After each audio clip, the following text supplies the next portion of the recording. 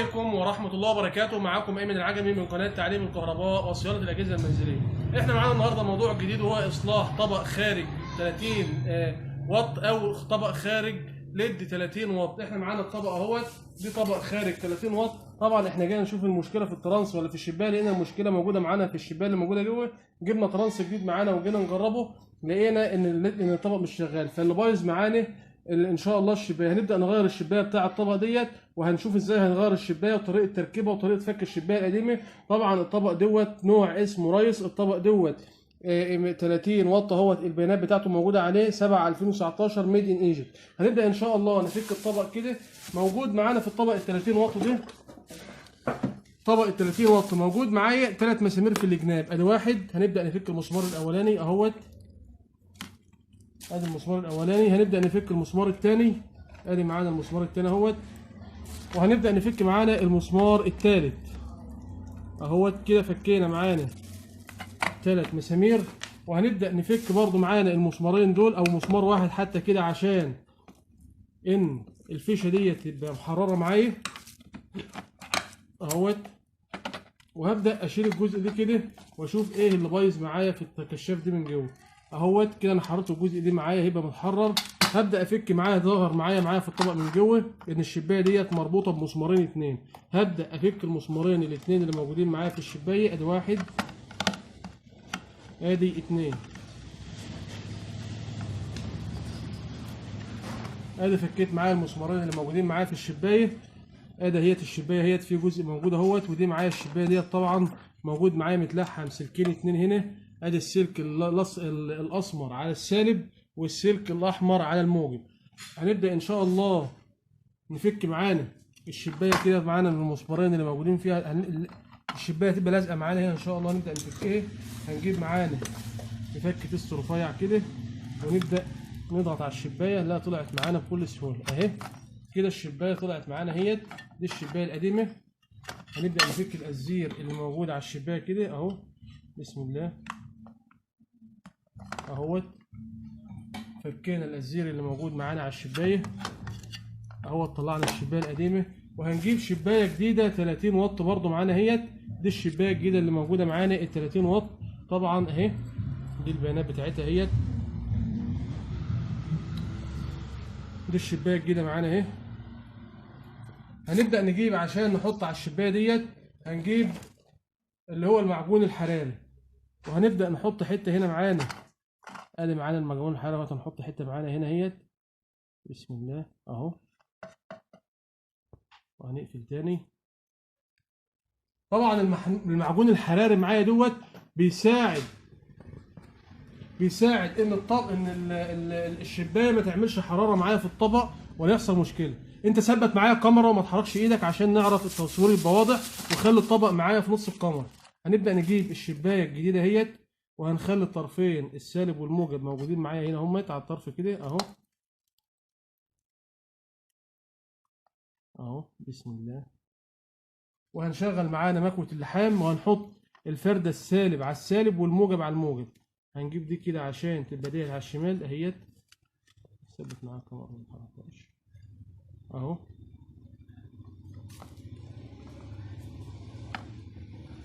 وهبدا اجيب مكوه اللحام كده ان شاء الله معايا والازير، وابدا الحم شغلي، بسم الله.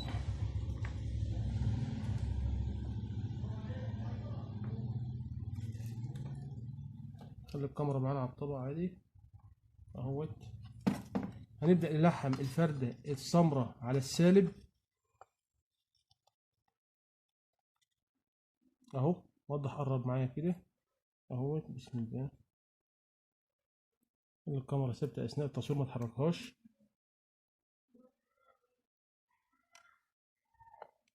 هنحط حته ازير على الجزء السالب دوت عشان تلزق معانا بسهوله، بسم الله.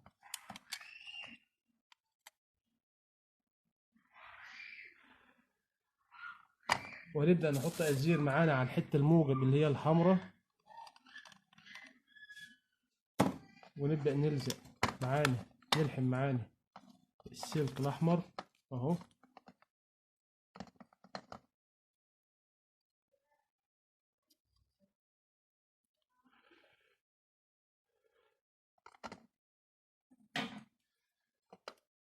كده احنا لحمنا معانا الفردتين. طبعا التيار المستمر فيه قطبيه، السالب سالب والموجب موجب. لو انا عملت السالب مكان الموجب والموجب مكان السالب يحصل مشكله معايا في الطبق، والطبق ما يشتغلش او الليد ما يشتغلش معايا.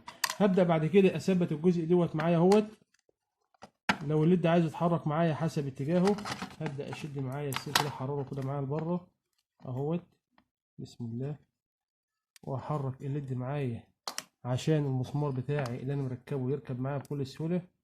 بسم الله.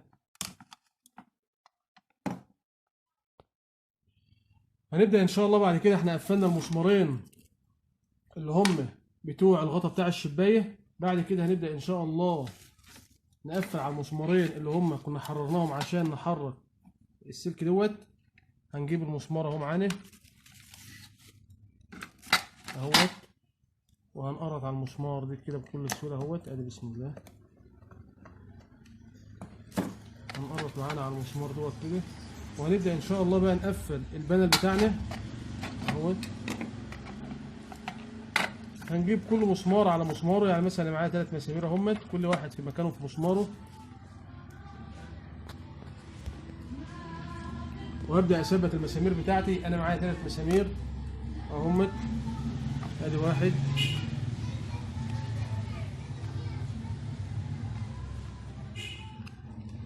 والتاني معايا اهوت.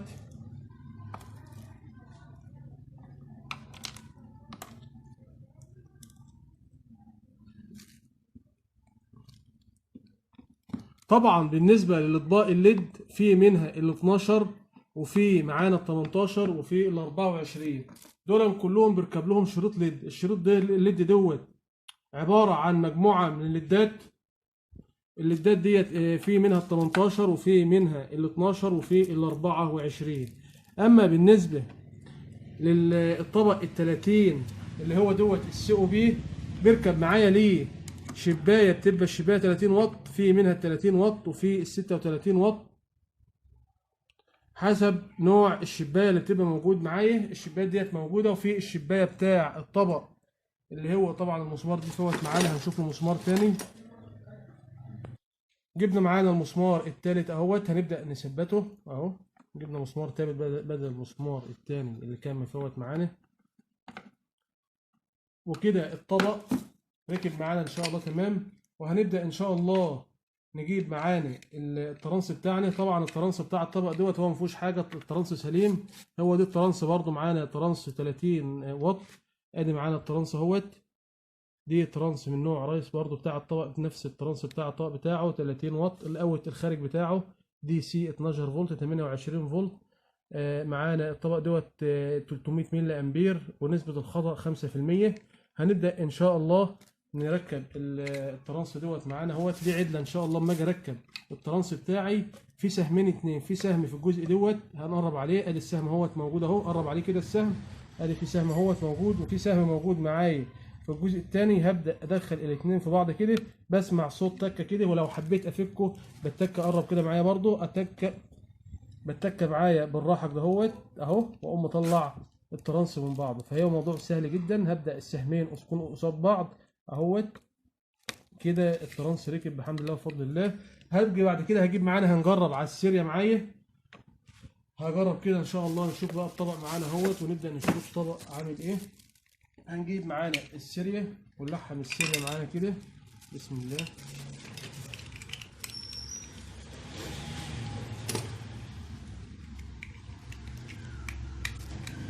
هنلحم الطرفين بتوع السيريا، نجرب على السيريا على طول قبل اي حاجه.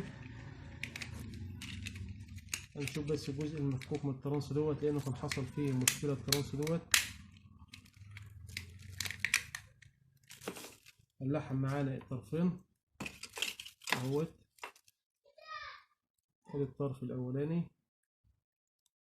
طبعا اهم حاجه في توصيل الليد ان يكون فيه قطبيه، اما في التوصيلات العاديه ديت مفيش مشكله. ادي هلحم الطرف الاولاني، وهجيب الحم الطرف التاني معايا اهوت بكل سهوله كده اهو.